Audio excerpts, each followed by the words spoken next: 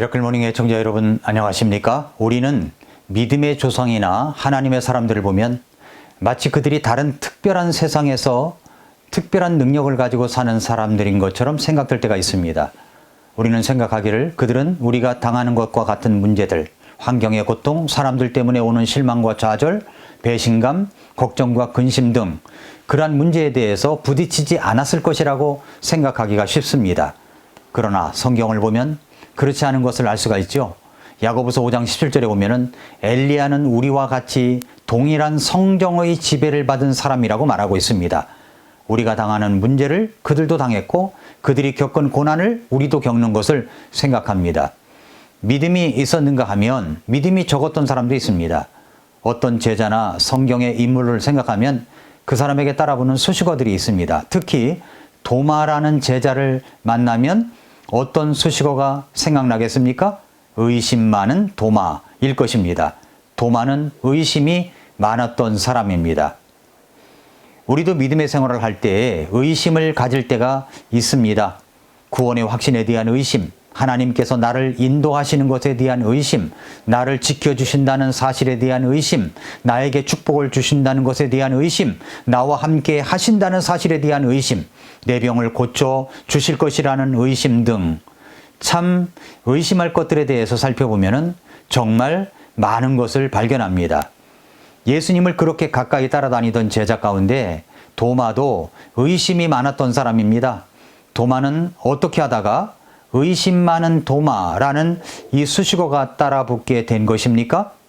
오늘 말씀의 배경 요한복음 20장 19절 이하를 보면 예수님께서 십자가에서 죽으시고 무덤에 장사 지낸 바 되었다가 3일 만에 부활하시고 나서 제자들에게 나타나시는 장면이 나옵니다. 예수님의 제자들이 주일날 유대인들을 두려워해서 함께 모여 문들을 꼭꼭 닫고 있었는데 예수님께서 오셔서 한가운데 서서 제자들에게 말씀하셨습니다. 너희에게 평강이 있을지어다. 그러시면서 제자들에게 예수님의 두 손과 그리고 옆구리를 보여주시면서 그리고 제자들에게 주셨던 사명을 다시 확인하여 주셨고 제자들은 그제서야 예수님인 줄 알고 기뻐했습니다. 제자들은 어떻게 주님을 알아볼 수가 있었을까요? 그분이 하신 축복의 말씀 때문입니다. 너희에게 평강이 있을지어다. 예수님이 부활하시고 나서 처음으로 하신 일은 저들에게 축복을 선포하신 것이었습니다. 제자들은 전에도 이런 말을 들은 적이 있었습니다. 예수님께서 돌아가시 직전에 다락방에서 평안을 주시겠다고 약속하셨던 말씀이 있지요. 요한복음 14장 27절에 보면은 내가 너희에게 평안을 남기노니 곧 나의 평안을 너희에게 주노라. 세상이 주는 것과 달리 내가 너희에게 주노니 너희는 마음에 근심하지도 말고 두려워하지도 말라. 평안을 주셨습니다.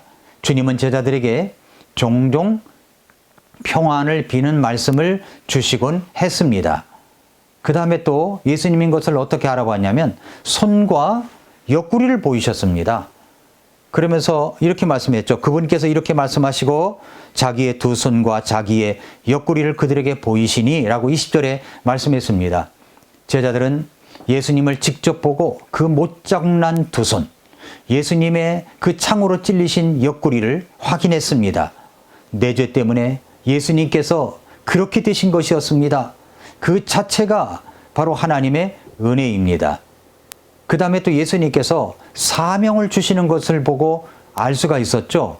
20장 21절에 보니까 이에 예수님께서 다시 그들에게 이르시되 너희에게 평강이 있을지어다. 내 아버지께서 나를 보내신 것 같이 나도 너희를 보내노라 하시니라 라고 했습니다. 그 사명은 아무나 주실 수 있는 사명이 아니었습니다. 제자들은 그렇게 해서 예수님인 것을 확인할 수가 있었습니다. 그런데 문제는 또 이것입니다. 그 자리에 없었던 사람이 있었습니다. 바로 도마입니다. 도마가 다시 돌아왔을 때 제자들은 이구동성으로 우리들이 예수님을 보았다고 말합니다. 제자들 10명이 그 말을 했습니다. 그 10명이 부활의 증인입니다. 그런데 도마는 그 10명이 하는 말을 믿지 아니합니다. 한 명인데도 말입니다. 그리고 이렇게 말합니다. 요한복음 20장 25절에 보니까 이렇게 이야기를 했어요. 그러므로 다른 제자들이 그에게 이르되 우리가 주를 보았노라 하였으나 그가 그들에게 이르되 내가 그분의 두 손의 못자국을 보고 내 손가락을 그 못자국에 넣으며 그 내 손을 그분 옆구리에 넣지 않고는 믿지 아니하리라 하니라. 그러니까 직접 보지 않고는 믿지 아니하겠다는 것입니다. 여기서 우리는 도마의 의심에 대하여 몇 가지를 생각해 보면 이렇게 우리가 생각해 볼 수가 있습니다. 첫째로는 뭐냐면 도마는 10명의 증인들의 증언에도 불구하고 의심을 했던 사람입니다.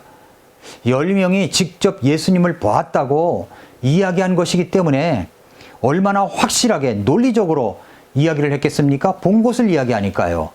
그러나 도마는 그럼에도 불구하고 고집스럽게 그리고 신중히 저들의 증언을 믿지 않기로 결정한 사람처럼 믿지를 않았습니다. 의심이라고 하는 것은 제시된 증거들을 고집스럽게 의도적으로 거부할 때 생길 수밖에 없는 것입니다. 하나님께서 어떤 사실에 대해서 확인해 주시는데도 거기에 대하여 의심과 불신의 태도를 보인다는 것은 실제로는 나는 하나님께서 말씀하신 것이라도 믿을 수가 없어. 하나님께서 증언하시고 증거를 제시하더라도 나는 그것들을 받아들이지 않겠어. 라고 말하는 것이 되는 것입니다. 성경에 분명히 증거가 있는데도 어떤 사람들은 믿지를 않습니다. 자기 상식을 믿고 있고 자기가 논리적으로 받아들인 것만 생각하고 있기 때문에 그렇습니다. 도마도 실제로 있었던 사실에 대하여 증언하는 이 열 증인들을 믿지 않았던 것입니다.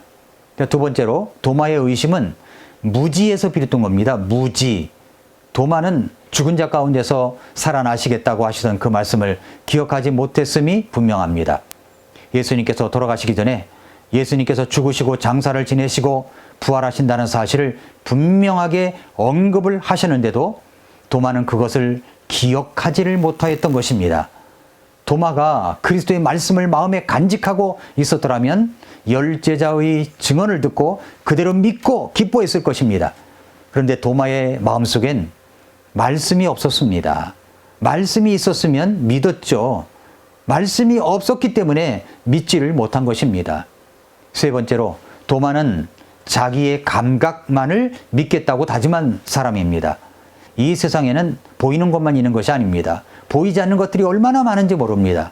그런데도 도마는 예수님의 못자국과 옆구리에 자신의 손을 넣어보지 않고는 믿지 않겠다고 말합니다. 도마에게 있어서 부활이란 비합리적인 일이었을지도 모릅니다.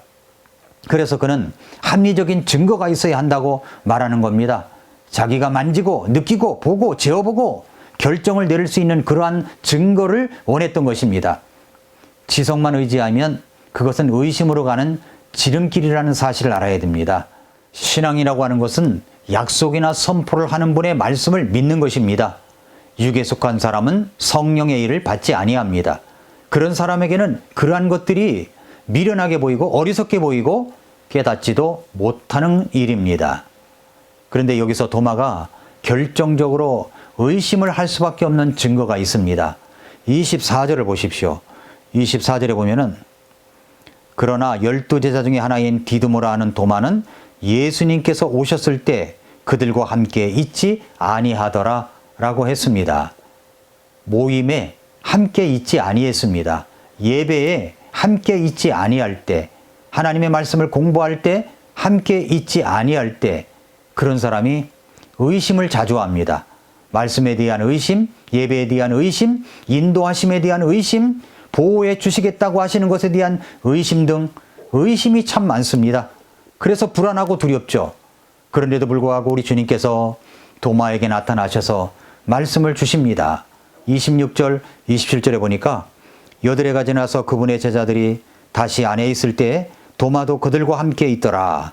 그때 문들이 닫혔는데 예수님께서 오셔서 한가운데 서서 이르시되 너희에게 평강이 있을지어다 하시고 그 뒤에 도마에게 이르되 네 손가락을 이리 내밀고 내 두 손을 보며 또 네 손을 이리 내밀어 내 옆구리에 넣으라. 그리고 믿음 없는 자가 되지 말고 믿는 자가 되라 하시니 예수님께서 그렇게 말씀하셨습니다. 그제서야 도마는 믿을 수가 있었습니다. 나의 주시며 나의 하나님이십니다. 고백했습니다. 주님께서 다시 도마에게 말씀하시는 이 말씀은 오늘 우리들이 꼭 명심해야 할 말씀입니다. 29절 말씀해 보니까 이렇게 말씀했죠. 도마야, 너는 나를 보았으므로 믿었으나 보지 않고도 믿은 자들은 복이 있도다. 보지 않고도 믿은 자들은 복이 있도다. 그렇습니다. 보지 않고도 믿은 자들은 복이 있습니다. 사랑하는 애청자 여러분, 성도 여러분, 의심의 문제를 해결하려면 먼저 모이기를 패하는 어떤 사람들의 습관처럼 되어서는 안 됩니다. 교회에서 모이는 모임과 예배에 적극적으로 참여를 하십시오. 성경을 가까이 하여 읽고 들으십시오. 그리고 성경에서 말씀하시면 그대로 믿고 따르는 것입니다. 그렇게 할 때 주님께서 말씀하시는 복을 누리실 것입니다. 도마야, 너는 나를 보았으므로 믿었으나 보지 않고도 믿은 자들은 복이 있도다. 보지 않았지만 믿은 자들이 정말 복받은 사람들입니다. 오늘도 미라클 모닝입니다.